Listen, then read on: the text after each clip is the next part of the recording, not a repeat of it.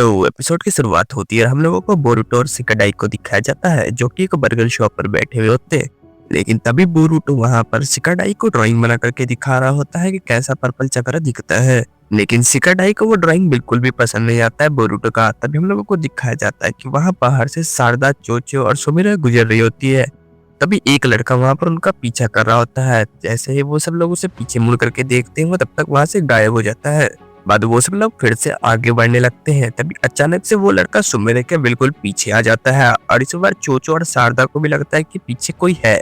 जैसे ही वो सब लोग पीछे मुड़ करके देखते हैं फिर वो लड़का वहां से फिर से गायब हो जाता है।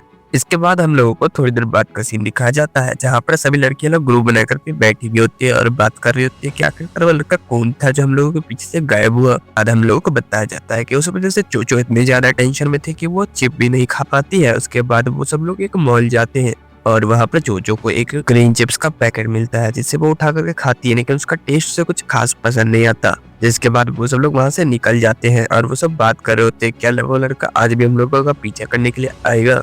उसके बाद वो लड़का फिर से उन लोग के पीछे आ जाता है। तभी इस बार वो चो लोग उन्हें पकड़ लेते हैं और चोचो से एक गुस्सा मार करके पकड़ लेती है। जिसके बाद वहां से बोरुतो गुजर रहा होता है तो वो लोग भी वहां पर आ जाते हैं। जिसके बाद चोचो बताती है कि मुझे इस लड़के के बारे में पता है, ये लड़का हमारे ही बगल वाले क्लास में है। जिसके बाद शिकाडाई बोरुतो से पूछता है कि तुम्हें इसके अंदर भी वो पर्पल कलर का चक्र दिख रहा है। जिसके बाद बोरुतो बोलता है कि नहीं, मुझे इसके अंदर कोई पर्पल कलर का चक्र नहीं दिख रहा होता है। जिसके बाद बोरुतो बैठ करके उससे पूछता है कि तुमने ऐसा क्यों किया, क्या तुम सच में चोचो का पीछा कर रहे हो। जिसके बाद वो लड़का बोलता है कि नहीं, मैं चोचो का पीछा नहीं कर रहा हूँ, इसका चेहरा तो बिल्कुल ही अजीब है, मैं तो सुमिरो का पीछा कर रहा था। जिसके बाद चोचो बोलती कि मैंने जानबूझ करके ऐसा किया ताकि तुम सच से बोल सको। जिसे देख करके बोरुतो मन ही मन में हंसने लगता है। इसके बाद वो लड़का आगे बढ़ता है और सुमिरे को प्रपोज कर देता है। जिसके बाद बोरुतो का मुंह देखने के लायक था। जिसके बाद सुमिरे बोलती है कि मुझे माफ करो और वहां से जाने लगती है। लेकिन तभी वो लड़का बहुत ज्यादा उदास हो जाता है और उसे एक चोचो एक चिप्स भी देती है खाने के लिए, लेकिन वो वहां पर फेंक करके से बाहर से चला जाता है। उसके बाद हम लोगों को थोड़ी देर बाद का सीन दिखाया जाता है जहाँ पर वो सब लोग स्कूल में बैठे हुए होते हैं। तभी इनोचिन सुमिरे को बोलता है कि तुम बहुत ज्यादा ही फेमस हो चुकी है स्कूल में।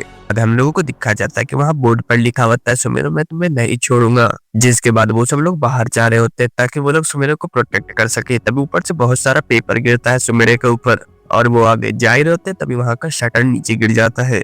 बाद शारदा चोचो से लेकर के हथियार वाले रूम में चले जाते हैं जहाँ पर वो लड़का आकर के स्मोक फ्लेम गिरा देता है। जिसके बाद डेंगी से बचाने के लिए जाता है तो वो डेंगी को भी मार करके वहीं पर गिरा देता है। उसके बाद वो सुमिरे को लेकर के कहीं चला जाता है। जिसके बाद शारदा और चोचो से बोरुतो पूछता है कि आखिरकार सुमिरे कहाँ गई, लेकिन उन दोनों को पता नहीं होता है कि सुमिरे कहाँ पर गई है। जिसके बाद उन लोगों को छत पर से सुमिरे की चिल्लाने की आवाज आती है। जिसके बाद वो सब लोग दौड़ करके छत पर जाते हैं और वहां पर वो लड़का सुमिरे से बोल रहा होता है कि आखिरकार मुझ में क्या कमी है जो तुम मुझे पसंद नहीं करती। के बाद हम लोग को दिखाया जाता है कि उसके अंदर से भी वो पर्पल कलर का चक्र निकल रहा होता है। जिसके बाद बोरुतो उन सबको बताता भी है। जिसके बाद शिकाडाई आकर के पूछता है कि आखिरकार हम लोग को क्या करना चाहिए। और बोरुतो आगे बढ़ के बात करने की कोशिश करता है, लेकिन तभी वो सिरिकन से चोचो के ऊपर अटैक कर देता है। लेकिन शारदा भी एक सिरिकन फेंक करके उसे वहीं पर रोक देती है। जिसके बाद जैसे वो सब लोग बात करने के लिए जाते हैं वो लड़का इनविजिबल हो जाता है अपने जुत्सु की मदद से। वो इनविजिबल होकर के बोरुतो और शिकाडाई के ऊपर लगातार अटैक करने लगता है, जिससे बचना उन लोगों के लिए बहुत ज्यादा मुश्किल हो गया होता है। तभी उसके बाद वो चोचो के ऊपर अटैक करने वाला होता है, लेकिन तभी चोचो बोलते कि ऐसे तो तुम्हें कोई पसंद नहीं करेगा, कभी तुम्हें कुछ बोल देता है तो तुम तुरंत ही गायब हो जाते अपने जुत्सु की मदद से, बिल्कुल एक डरपोक की तरह, और सबको पीछे से वार करते हो। इसके बाद वो लड़के के अंदर का ब्लू चक्र निकल जाता है और वो जाकर के सुमिरे से माफी मांगता है। और हम लोगों को थोड़ी देर बाद का सीन दिखाया जाता है जहाँ पर मित्सुकी, शिकाडाई और बोरुतो बैठ करके बर्गर और फ्रेंच फ्राइज खा रहे होते हैं। उसके बाद वो सब लोग बोल रहे होते हैं कि आखिरकार वो लड़का इतना ज्यादा ताकतवर कैसे हो गया, पहले तो वो बिल्कुल ही निर्बक था। तो जिसके बाद बोरुतो बताता है कि हो सकता है उसके अंदर वो चक्र हो जिसकी वजह से वो इतने ज्यादा ताकतवर हो गया हो। जिसके बाद वो उन सबको एक ड्राइंग बना करके दिखाने लगता है कि उसके अंदर मैंने बिल्कुल ऐसा ही चक्र देखा होता है। जिसके बाद उन सबका मुंह देखने लायक था, जो कि मैं आप लोगों को स्क्रीन पे दिखा देता हूँ। और हम लोगों को थोड़ी देर बाद होकागे ऑफिस का सीन दिखाया जाता है जहाँ पर मारू और नारुतो बात कर रहे थे कि हम लोग को जल्दी से